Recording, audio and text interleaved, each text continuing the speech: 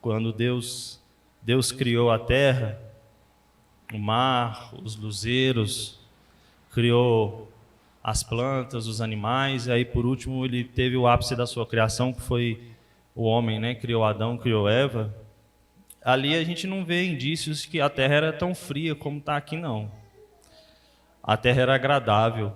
A gente não vê sinais ali de cobertores, neve, muito frio assim, não. Mas parece que a terra passou por alguns percalços aí, né? Algumas mudanças. Isso é importante a gente entender, porque a gente vai entender hoje também a importância da tempestade.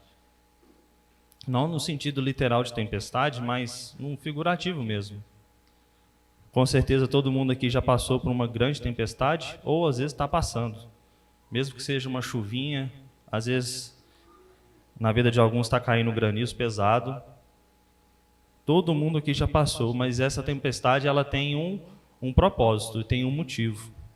E tem um motivo de não ter essa tempestade lá no Éden antes da queda, e tem uma tempestade agora, depois da queda. E é isso que a gente vai tentar entender hoje. Qual é o motivo dessa tempestade? E o Senhor dessa tempestade é Jesus Cristo. Então o tema da aula de hoje é o Senhor da tempestade. Eu estou com a rinite e um terçol no olho, então vai ser um pouquinho difícil de ler. Então se eu embaralhar um pouquinho hoje, vocês perdoem, viu? Ninguém é perfeito e eu estou longe disso. Vamos lá. Alguém passou frio essa semana? O Mateus está com as bochechinhas até coradas aí, né? Está com coberta. Está todo mundo de agasalho. Acho que não tem ninguém sem blusa de frio aqui. Até o Jolson, que não gosta de vestir de blusa de frio, ele deve estar com blusa de frio lá na sede. Berenice, passou frio, Berenice? Passou frio, né? Pois é. Quando a gente sente frio, principalmente de noite, pelo menos assim, lá em casa a sensação é essa. Eu chego do trabalho, eu sou doido para chegar em casa, primeiro para ver minha família, e segundo que eu sei que minha casa está mais quente que na rua. Então eu tenho um sentimento de agradecimento a Deus pelo ter um lar, né? Por me dar aquela segurança, eu tenho uma casa menos fria do que fora, né? E esse sentimento nos leva e nos liga a Deus. Pelo menos no coração do cristão deve ser assim. Porque a gente deve ter o coração grato por Deus nos ter dado uma cama fofa para deitar, um cobertor quente para nos cobrir. Você vê que é uma simples tempestade no sentido de dizer.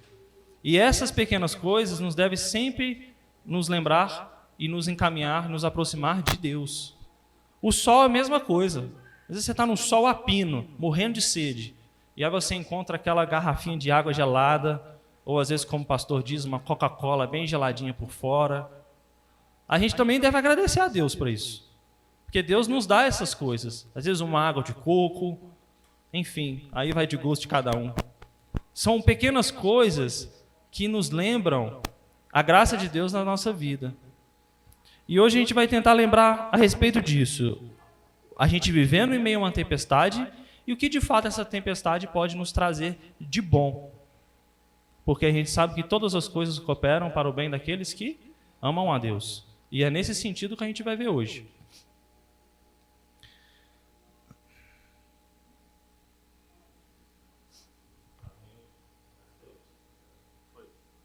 Quem lembra disso aí? É o 11 de setembro, né? Você lembra onde você estava nesse dia? Você lembra o que você estava fazendo nesse dia? Eu lembro, eu tinha 11 anos. Eu estava na escola, uma escola que depois eu seria convidado a retirar. E eu lembro exatamente do momento que isso aconteceu. E na minha cabeça, uma criança de 11 anos, aquilo era o fim do mundo. Eu lembro que tinha uma professora de biologia que ficou assustada na época.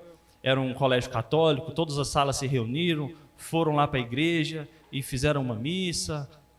Foi daquele jeito. Foi um momento de terror e que marcou a nossa vida. E isso já tem anos e anos, e a gente vê que foi apenas uma chuvinha de uma tempestade. Não foi o fim do mundo, foi uma tragédia. Milhares de pessoas perderam a vida. O mundo inteiro se refez de segurança e de controle com base nisso que aconteceu, por causa de 2 aviões, na verdade, no total foram 3, que caíram lá nos Estados Unidos. Às vezes você deve se lembrar, quem é da minha idade para mais velho, quando Ayrton Senna morreu, você lembra o que você estava fazendo? Eu lembro exatamente o que eu estava fazendo. Era um domingo de manhã, eu estava sentado no sofá, e aí aconteceu o acidente, e aí, muito pela memória dos pais, né, a gente acabou pegando, que foi uma tragédia, e aí aconteceu aquela passeata toda, e os narradores chorando.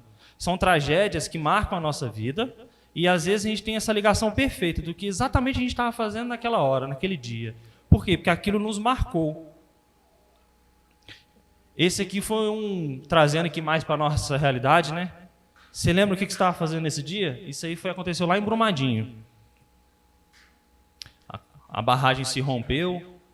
Provavelmente, talvez você não se lembre o que você estava fazendo, mas você provavelmente já viu esse vídeo umas 35 mil vezes. Dessa barragem se rompendo, e aquela onda gigantesca de lama cobrindo as pessoas, e até semana retrasada foi achado mais um corpo. Você vê, acho que tem 3, 4 anos que isso aconteceu. Uma tragédia. E essa tragédia, ela nos traz, ela tem uma pitada a mais,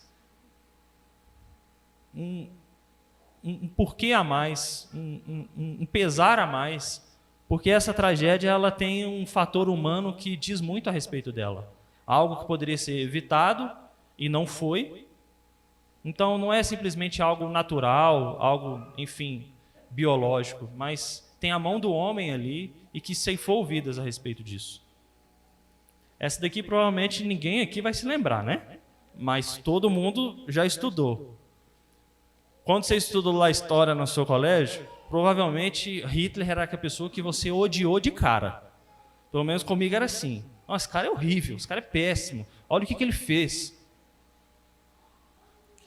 Muitas pessoas têm na sua família hoje marcas, traumas do que aconteceu nessa época de Hitler, que eclodiu as guerras mundiais. Milhares de pessoas, fala-se a respeito dos judeus, mas foram milhares de pessoas que morreram no mundo inteiro, perderam suas casas, perderam livros, artigos bíblicos foram perdidos nessa época.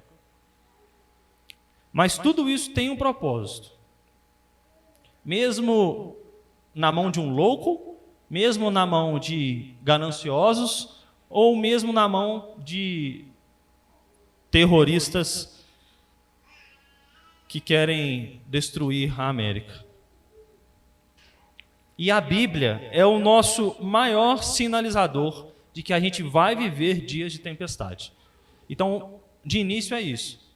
Se você já foi a alguma igreja, ou se algum pastor, presbítero, qualquer pessoa de uma igreja te falou que você vai viver só dias de benécias, glórias e coisas boas aqui na terra, essa pessoa te contou uma mentira. E a Bíblia é o nosso maior sinal disso, de que a gente não vai viver tempos fáceis aqui nessa terra. O nosso dia, lá no celestial, quando a gente nos chegar a Deus, aí sim os tempos serão fáceis, temperatura controlada, não vai ter nenhum desastre, não vai ter nada disso. Mas essa caminhada a chegar até lá, ela vai ser necessariamente difícil. Para uns, um pouco mais, para outros, um pouco menos. O próprio Senhor Jesus disse lá em João 15:20, está escrito: se me perseguiram a mim, também perseguirão a vós outros. Jesus quer dizer o seguinte: ele foi perseguido, e nós seremos perseguidos necessariamente se a gente seguir a Jesus Cristo. Todo aquele que é seguidor de Jesus Cristo deve fazer uma coisa. Alguém abre lá em Mateus 16:24. Mateus 16:24. Então disse Jesus a seus discípulos: se alguém quer vir após mim, assim mesmo se negue, tome a sua cruz e siga. Veja, Jesus está dizendo: tome a minha cruz. Não. Jesus está dizendo: tome a sua cruz. Porque a cruz de Jesus ninguém consegue carregar. Só Jesus consegue carregar. Porque na cruz de Jesus tem o peso ali de todo o pagamento, de todo o pecado e de todas as pessoas. Por isso que a cruz de Jesus não é a nossa cruz. E Jesus fala que nós deveríamos carregar a nossa cruz. Cada um tem a sua cruz. Por quê? Cada um tem as suas batalhas, cada um vai ter as suas tempestades nas suas vidas. É importante a gente entender esse versículo, porque Jesus aqui, ele não trata ele separado dos demais, mas os demais é um grupo conjunto. Não. Cada pessoa é um indivíduo. E cada indivíduo tem suas lutas e suas tempestades. O que eu quero dizer com isso? A tempestade do outro pode parecer maior ou menor para você, mas isso é só em termos de comparação. Jesus diz que ele nunca daria para nós um fardo maior do que aquele que nós conseguiríamos carregar. Por quê? Porque o descanso está nele, e é ele quem nos dá força, ele quem carrega por nós. Lucas 14, 27 e 28. Alguém lê para mim? Lucas, capítulo 14, do 27 ao 28.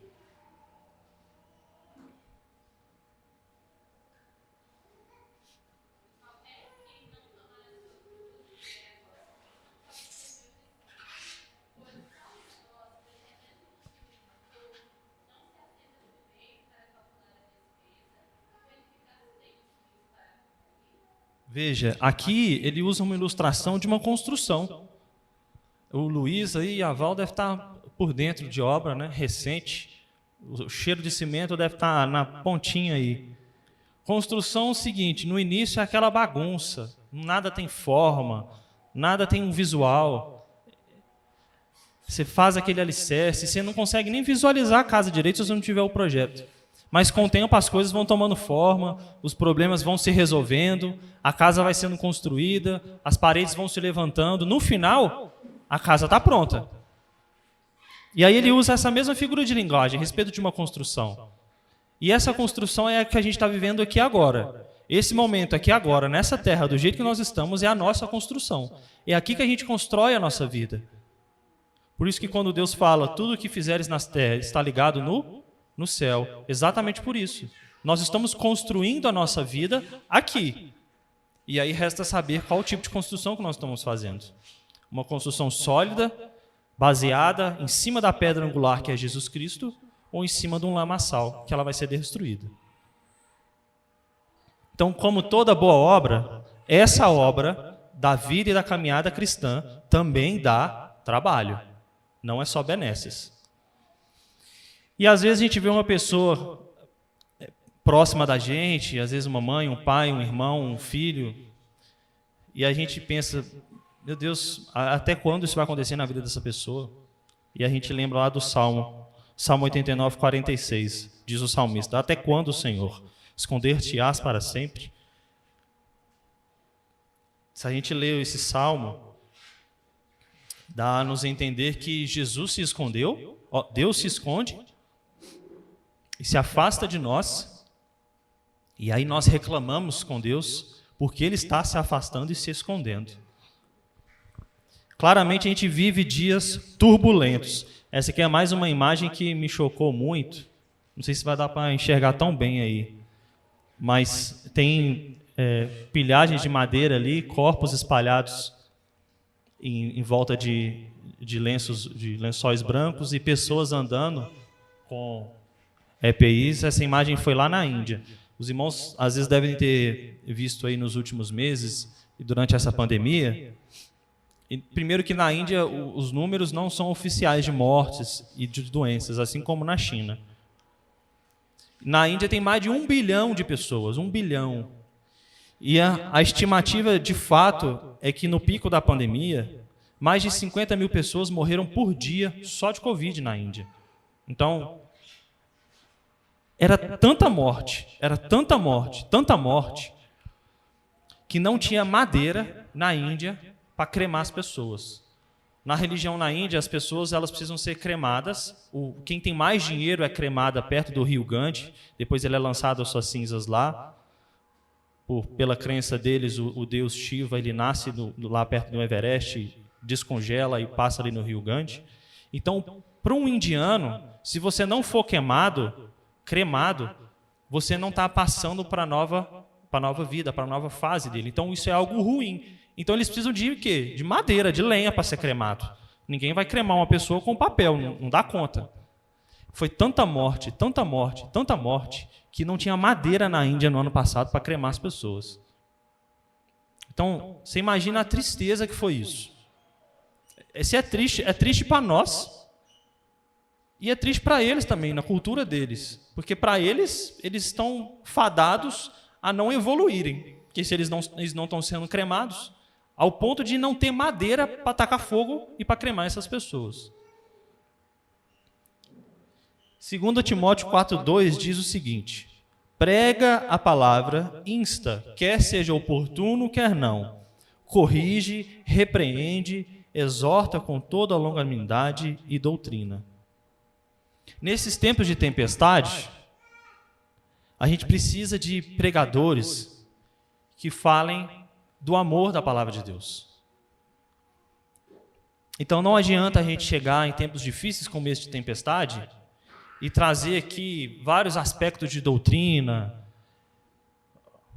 escatologias, que tudo isso é extremamente importante, mas isso tem que ser falado com amor para essas pessoas, porque a gente está falando com pessoas. E aí é um desafio para quem usa o púlpito, para mim que está aqui à frente hoje, para todas aquelas pessoas que pregam a palavra.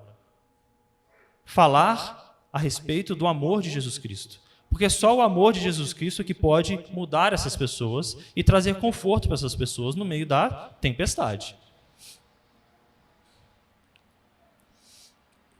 E aí a gente tem Jesus, que tem uma beleza, uma graça que cativa e nos traz conforto. Então, esse é o desafio de quem sempre está à frente. E aí vai principalmente para os pastores, pelos seus ofícios, para os presbíteros, para os diáconos, aqueles que dirigem alguma pregação na igreja. É sempre ser humilde e o foco sempre tem que estar em Jesus. Porque não importa quão rebuscado a pessoa fale, quão longo seja a pregação, quantas informações que a pessoa fale, se Cristo não for exaltado e o amor de Cristo não for pregado, tudo é em vão. Então, provavelmente alguém aqui está passando por algum tipo de tempestade, ou algum familiar, ou alguma coisa. A gente precisa ouvir e descansar em Jesus. Sem Ele, a gente não tem descanso e não tem paz. Então, muitas igrejas por aí, elas têm comediantes, né? Você já deve ter visto. Parece stand-up. As pessoas riem, dão gargalhadas. Muitos falam que os presbiterianos são o quê? Frios, né? Mas é engraçado que a gente não gosta tanto assim do frio, né? A gente não aguenta tanto assim o frio. Vai ser tão frio desse jeito. Mas tudo bem. Deus criou cada igreja com a sua característica e para Deus isso é bom. Deus vê isso como bom, características diferentes. Existem certos limites que a Bíblia nos ensina. E os comediantes estão fora desse limite. Eles passaram desse limite. Tem pastores que você vê eles pregando, as pessoas estão rindo, dando gargalhada, saem da igreja assim com o coração jubiloso. Passa 30 minutos, ela entra dentro do carro, fecha a porta, a tristeza bate de novo. Porque o alimento que foi dado não foi o alimento espiritual. De verdade a palavra. Foi apenas uma cosquinha ali no coração e no ego, para trazer apenas uma distração. A pessoa ela não enfrentou o problema com a arma verdadeira que ela precisa, que é Jesus. Então, de comediante a gente não precisa. A gente precisa de pessoas que pregam com zelo, com solenidade. Os irmãos já devem ter reparado. O pastor sempre faz uma oração antes de ler a Bíblia, faz uma oração para quê? Para essa oração primeiro para ele, isso serve para ele, para que ele se concentre, para que o Espírito Santo fale através dele, e para que Deus também abra os corações daqueles que estão ouvindo. Isso é um momento importante. A gente não pode tratar a Bíblia de forma corriqueira e ler aqui rapidamente. E aí, vocês escutaram? Não. Existe solenidade para isso. Sempre houve. No Antigo Testamento, quando as pessoas se congregavam em tendas, os rolos eles eram guardados no fundo da tenda. Só o líder poderia pegá-lo. Existia uma solenidade para abrir aquilo. As pessoas assentavam, se atentavam com os ouvidos, com o coração. É da mesma forma que a gente faz aqui hoje. Você vê, não tem ninguém conversando, está todo mundo prestando atenção. Por quê? Porque eu não estou falando de mim. Eu não estou falando do presbítero, não estou falando do pastor, não estou falando da nossa colega. Eu estou falando de Jesus e da palavra de Jesus. E a gente precisa de atenção e zelo para isso. Então, só Deus consegue preencher esses corações que ficam atribulados por conta da tempestade. E aí vai um desafio. Como sobreviver aos dias de tormenta? Então, a primeira verdade que a gente tem hoje, nós temos a certeza de que a nossa caminhada, a nossa obra aqui, a construção da nossa casa, ela não vai ser fácil. Ela vai ser como qualquer outra obra. Às vezes você pode passar um dia, uma temporada mais longa sem grandes problemas. Mas logo depois vai surgir o desafio na sua vida. Você deve, às vezes, ter na memória, ou sua, ou de alguém, quando você fez alguma coisa errada. Eu tenho uma cicatriz aqui na mão, que eu ganhei, eu e meu irmão ganhamos R$100 cada um, de um tio uma vez. R$100 na minha época de infância era dinheiro demais. Eu falei, tô rico. E aí o que a gente fez? A gente comprou uma barraca. Minha mãe já tinha uma barraca, não sei por que a gente comprou outra. E a gente comprou uma barraca. E eu adorava mexer com fogo. Adorava, até hoje eu amo mexer com fogo. E aí o que eu fiz? Eu peguei um isqueiro, e a barraca estava dentro de um saco da Leroy Merlin, e aí toda hora eu ia lá na alça e acendia um pouquinho. Aí ela voltava, aí eu acendia um pouquinho, aí ela voltava, aí eu estava testando. Aí eu acendi um pouquinho, ela não voltou mais. O fogo espalhou. O que eu fiz? Eu saí correndo, o plástico grudou aqui no meu dedo, e aí eu saí correndo pela casa. Minha mãe viu, esse menino fez coisa errada. Quando ela entrou dentro do quarto, a barraca tinha pegado fogo quase no quarto inteiro. O que eu fiz? Eu saí correndo, grudei na perna da minha mãe, comecei a chorar e pedir desculpa. Por quê? Porque eu estava fazendo coisa errada. Então, no momento de dificuldade, de tempestade, a gente corre para quem? Para aquela pessoa que a gente tem o quê? Segurança. Quem está com um filho pequeno aí é assim, o filho fez uma coisa errada, se ele não correr para o pai, vai correr para a mãe. Se ele não correr para nenhum dos dois, essa coisa está mais errada ainda. Então, no momento de dificuldade, Deus traz essa dificuldade, por quê? Às vezes para a gente voltar mais perto dele, às vezes para a gente se sentir mais dependente dele, porque quando você dá muita autonomia para um homem pecador, ele tem um sério risco de se afastar de Deus. Isso não é uma verdade literal, mas se você der muita autonomia e muita tranquilidade na vida de um homem pecador, ele tem grandes riscos de cair em pecado. E Deus nos traz essas tempestades para que a gente seja mais dependente dele, para que a gente se aproxime mais dele e para que a gente entenda que, diferente do que era lá no Éden, de que não havia tempestade, não havia barraca sendo queimada por um menino pecador, porque lá não havia pecado. A presença de Deus estava ali, Deus estava no meio deles, a temperatura era controlada, não havia pecado, não havia morte, não havia doença, porque Deus estava ali. Então eles não precisavam de tempestades para se lembrar de Deus e para ter comunhão com Deus, porque eles foram criados em comunhão com Deus. Todo mundo entendeu o propósito? Um dos propósitos da tempestade? Alguém tem alguma dúvida, pergunta até aqui? Não? Todo mundo ligado? Então vamos tentar descobrir como viver nesses dias de tormenta. Alguém aqui está sem tempestade nenhuma na vida hoje? Nenhuma, zero. Ninguém? Alguém que está com tempestade, levanta a mão. Quem não levanta a mão é porque está dormindo. Todo mundo está com uma certa tempestade na vida, né? Saúde, financeira, ou familiar, relacional. Então vamos tentar enxergar aqui como que a gente pode viver. E esse texto que a gente leu, vou pedir para os irmãos abrirem lá em Mateus 4, que é o que a gente leu no início. Ele nos diz muito. Eu falei Mateus, né? É Marcos, capítulo 4, de 35 a 41. Esse texto nos transmite uma mensagem, e essa mensagem aqui de Marcos, ela está dentro de uma mensagem maior, extensa, que ela fala a respeito da declaração de provar que Jesus é o mais justo do que 10 mil. Essa mensagem ela vai até o final do capítulo 5. Então, é um trecho dentro desse panorama geral, tá?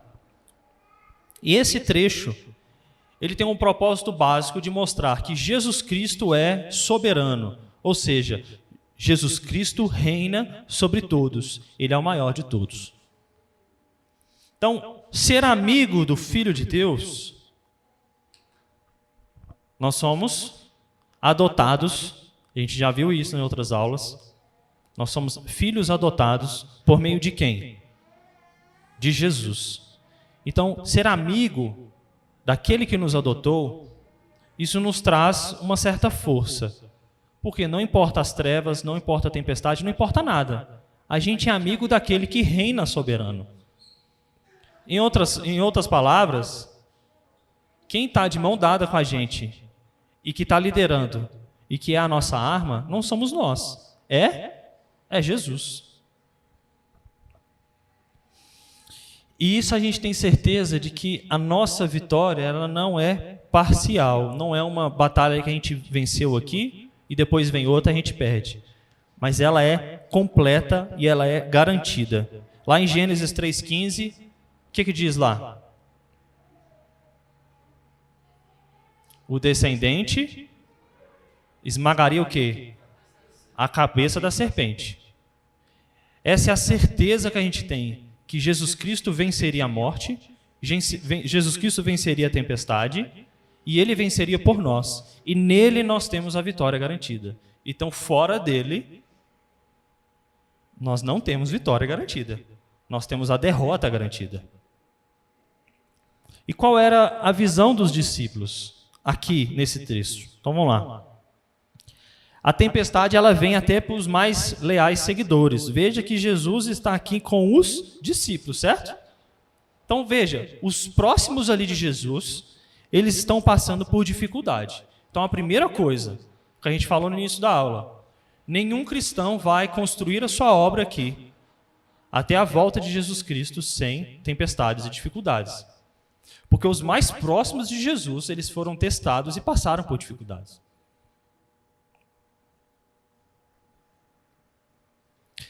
A vida estava calma. Se a gente for voltar aqui no Evangelho de Marcos, onde Jesus passava, ele expulsava demônios, curava enfermos, paralíticos andavam.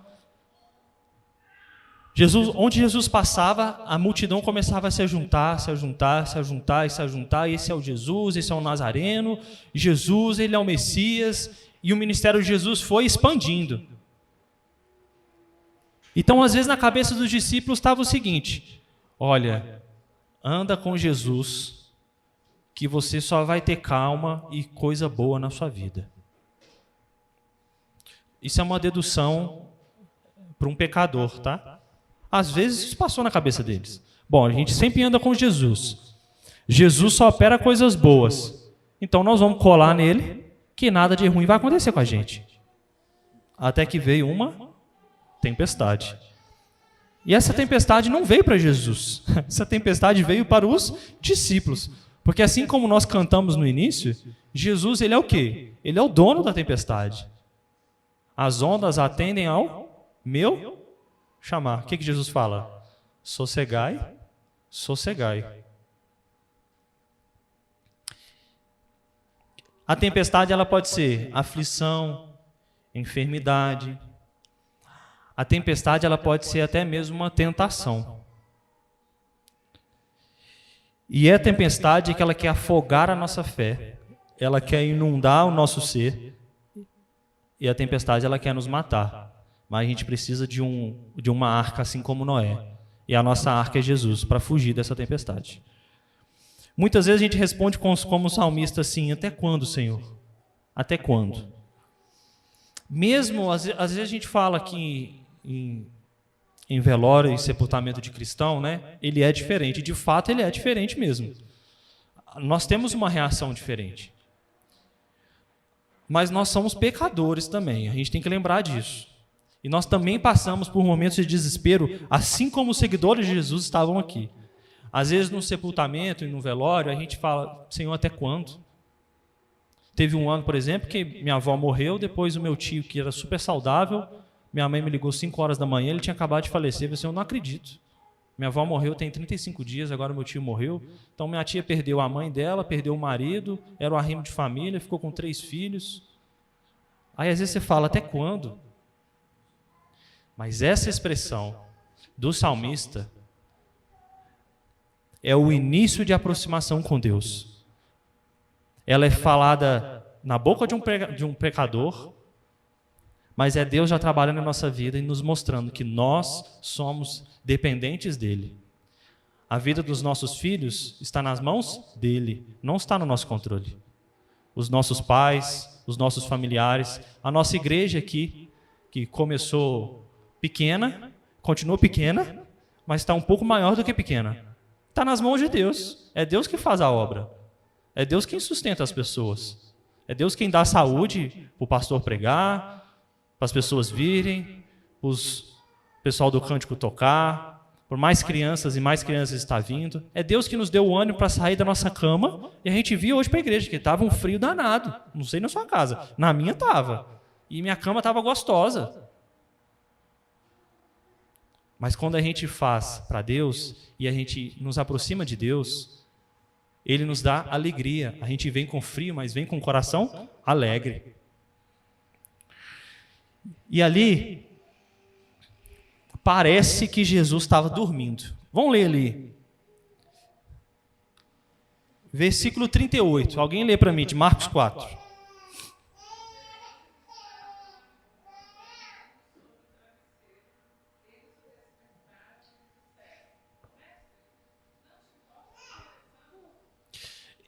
Esse versículo é interessante porque ele nos traz as duas naturezas de Jesus. Lá em João, capítulo 4, verso 6, está a respeito da pregação, é um paralelo desse texto, está a respeito da pregação de Jesus. Jesus passou o dia inteiro pregando e ensinando. E aqui Jesus, será que ele estava de fato dormindo? Porque ele era Deus, não era? E Deus dorme? Deus dorme? É o quê? Deus não dorme, mas o homem dorme. E Jesus era o quê? Deus e... Então a natureza humana de Jesus precisava de fato dormir. Ele passou o dia inteiro pregando. Passa o dia inteiro trabalhando, dá um plantão 12 horas. Você vai chegar em casa morto, você precisa dormir. Fisiologicamente o nosso corpo precisa de descanso. Alguns dormem 4 horas e ficam bem, mas necessariamente você tem que dormir as 4 horas. E Jesus precisava de descanso.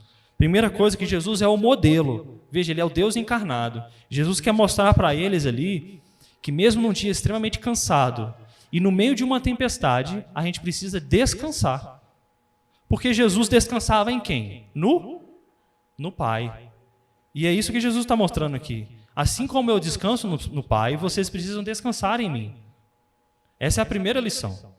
Então, de fato, Jesus estava dormindo? Estava dormindo. Mas ao mesmo tempo que Jesus estava dormindo pela sua natureza humana, Jesus também estava no controle da tempestade pela sua natureza divina. Jesus, mesmo quando dormia, ele estava no controle do mar. Então ele está no controle de tudo. Porque se Jesus é o verbo, Jesus é a ação, e o Jesus que fez tudo, como que Jesus não controla mesmo dormindo? Esse é um mistério das duas naturezas que Jesus tem, da divina e da humana. Às vezes é fazer as duas coisas e elas se conflitam, elas se sobrepõem, elas acontecem ao mesmo tempo. Ele jamais dorme. Ele está sentado no trono e jamais dorme. E por que Deus permitiria essa tempestade? Então, antes de mais nada, essa tempestade era um teste. E será que esses discípulos passaram no teste? Vamos continuar a leitura, a gente leu 38. Vamos ler de novo, a parte B aí do 38. Mestre, não te importa que pereçamos. Veja, Jesus estava na polpa, dormindo, então na visão de um pecador, nosso mestre que fez tantas coisas, tantos milagres, mostrou tanto poder, agora está dormindo. Às vezes eles pensam, agora já era, agora o mar vai engolir a gente. Eles não passaram no teste. Então veja, a tempestade ela é um teste. Por isso que uma tempestade, às vezes, é uma tentação. Porque a tentação é um teste. E Satanás sabe exatamente qual é a melhor forma de nos testar.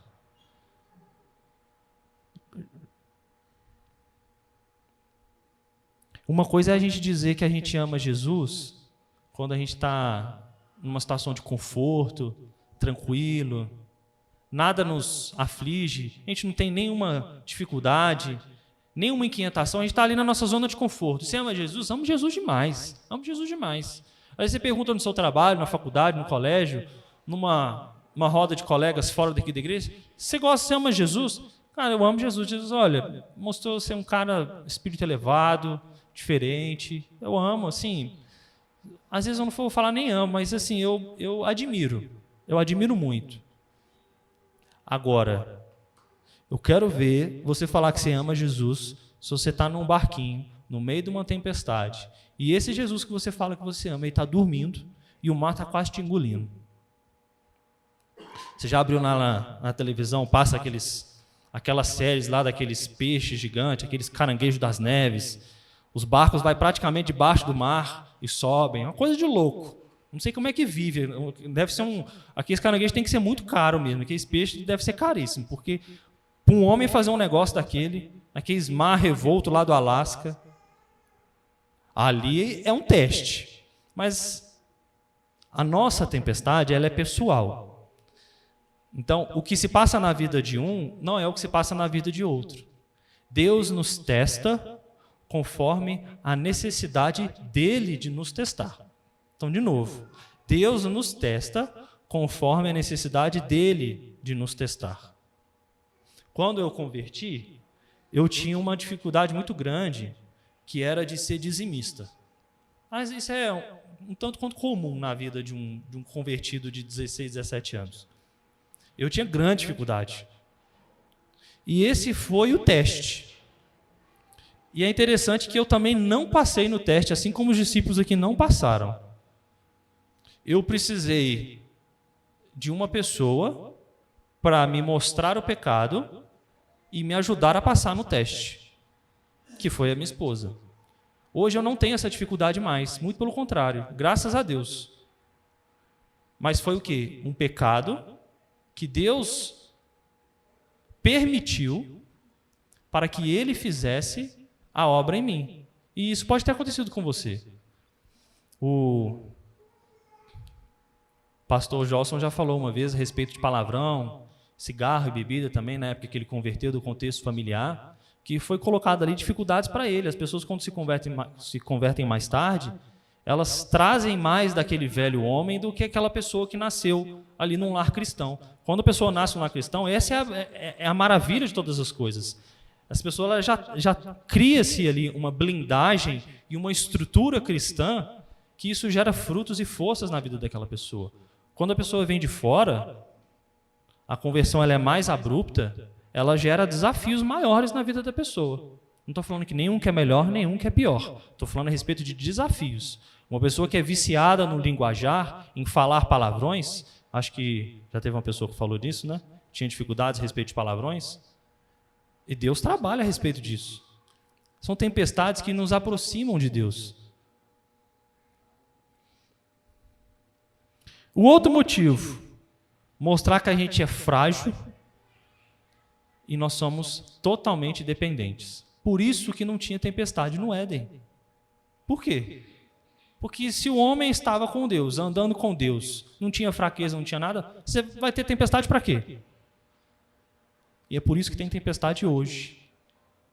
Porque às vezes a gente se acha muito poderoso, autossuficiente. Não preciso ir à igreja, não preciso dar dízimo, não preciso ouvir o pastor falar, eu não preciso orar, eu não preciso ler a Bíblia, eu não preciso falar de Deus para as pessoas, eu sou autossuficiente. Então, quando a tempestade vem, a gente precisa sair do campo que é teórico, que é apenas falar eu confio, de ir para o campo prático. Eu estou confiando no meio da tempestade que Deus está comigo. E olha a confiança que foi dada aos discípulos. Marcos 4:35. Naquele dia, sendo já tarde, disse-lhe Jesus. O que Jesus disse?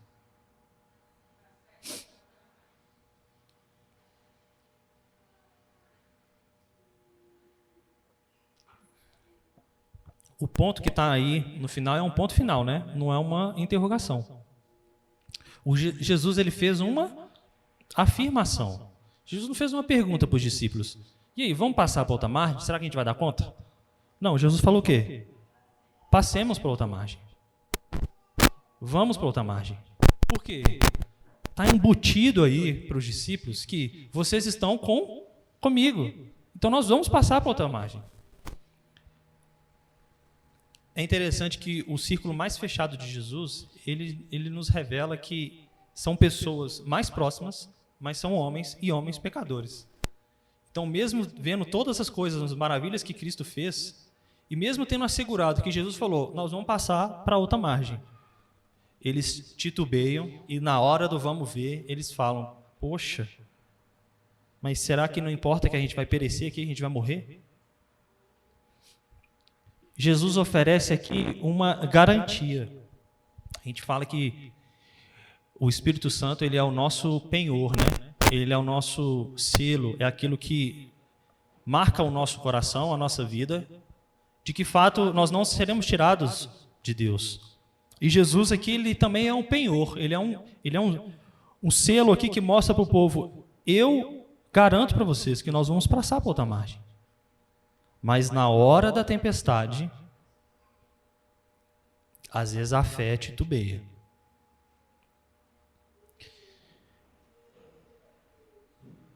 Vamos ler lá João 14. Alguém abre para mim. João 14, de 1 a 3. João 14, de 1 a 3.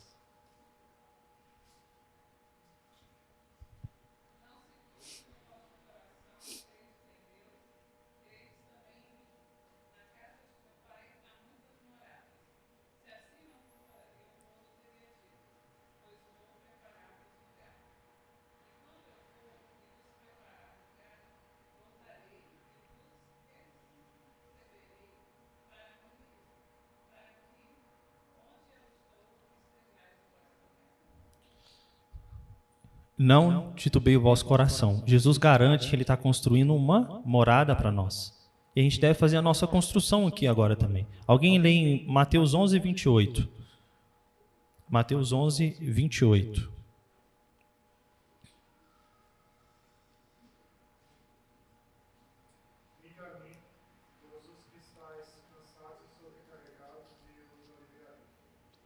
Veja, o descanso está em quem? Em Jesus, somente nele. 2 Timóteo 3,12 diz assim: ora, todos quantos querem viver piedosamente em Cristo Jesus serão perseguidos. Aqui não é uma possibilidade, é uma condição. Todos aqueles que querem viver piedosamente em Cristo Jesus necessariamente serão perseguidos. Então, com base nisso, a gente pode deduzir uma coisa. Se nós não estamos sendo perseguidos, muito provavelmente o quê? Não estamos sendo piedosos e vivendo em Cristo Jesus. Porque se é uma afirmação que Deus nos dá. Então, se você quer dar a mão para Deus, não importa as tormentas, as tempestades, o que nós vamos passar. A gente tem a segurança de que Ele nos dá a segurança de atravessar qualquer tempestade. Vamos ver agora o outro aspecto, por último, que é a presença de Deus na passagem. Alguém abre em Hebreus 13, 5. Hebreus 13, 5. E outra pessoa em Romanos 8, 38 e 39. Romanos 8, 38 e 39. Hebreus 13:5. Seja a vossa vida sem avareza, contentai-vos com as coisas que tendes, porque ele tem dito: de maneira alguma te deixarei, nunca jamais te abandonarei. Veja, Jesus nos garante que Ele nunca nos abandonará. Romanos 8, 38 e 39.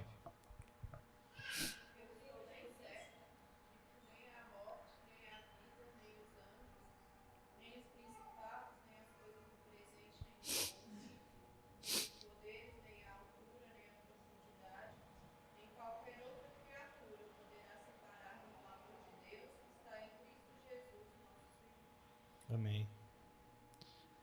O texto fala por si só. Vamos abrir mais outros dois textos? Deuteronômio 31, 6. Deuteronômio 31, 6. E Colossenses 1, 16. Colossenses 1, 16.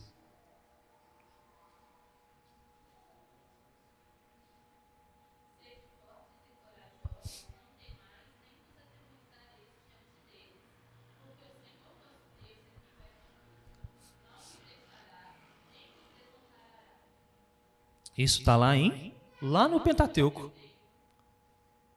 Veja, a mesma garantia que é dada para os discípulos do Novo Testamento foi dada lá no Velho Testamento. Colossenses 1, 16. Quem achar pode ler.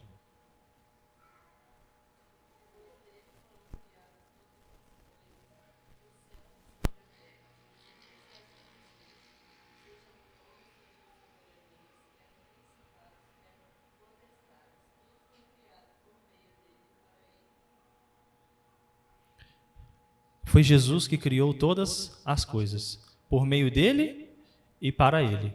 Então, por mais que a gente pense numa barragem estourando, num líder nazista completamente insano, ou em terroristas lunáticos destruindo por aí, a gente tem certeza que tudo foi criado por meio de Jesus.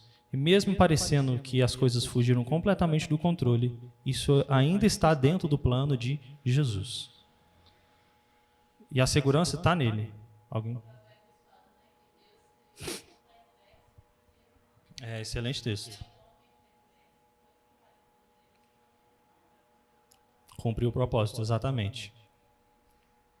E a gente tem que saber aonde que a gente está dentro desse propósito. Porque a tempestade vai vir com certeza. Quem aí já fez um pré-natal, com certeza você ficou com medo quando você foi fazer seu primeiro morfológico lá, não ficou? Com certeza. Às vezes o marido não falou nada, a esposa não falou nada, mas passou na sua cabeça. E aí você falou o quê? Graças a Deus não é comigo. Graças a Deus não é com você. E se fosse com você? Graças a Deus também, porque é Deus que colocaria essa pessoa na sua vida e mudaria a sua família, os seus amigos, todo mundo. Tudo está dentro do propósito de Deus. Então, se alguém te falar que a sua vida não vai ter tempestade, se alguém te falar que você vindo à igreja, você entregando o seu dízimo, entregando a sua vida para Jesus, você não vai ter dificuldade, você vai ter só vida boa, essa pessoa é mentirosa. É mentirosa porque a gente tem a palavra de Deus para refutar isso. Não foi isso que Jesus nos mostrou. E não foi isso que Ele nos assegurou. Mas o que Ele nos dá, a confiança é que não importa o que virá, sempre Ele vai estar de mão dada com a gente.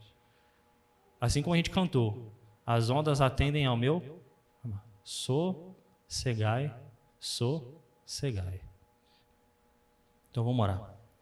Deus, obrigado, Pai. Obrigado pela Tua palavra. Deus, obrigado por nos mostrar que, assim como seus discípulos, Pai, próximos do Senhor, nós também pecamos, nós fraquejamos, ó Pai, a nossa fé, e nós somos dependentes do Senhor, ó Pai.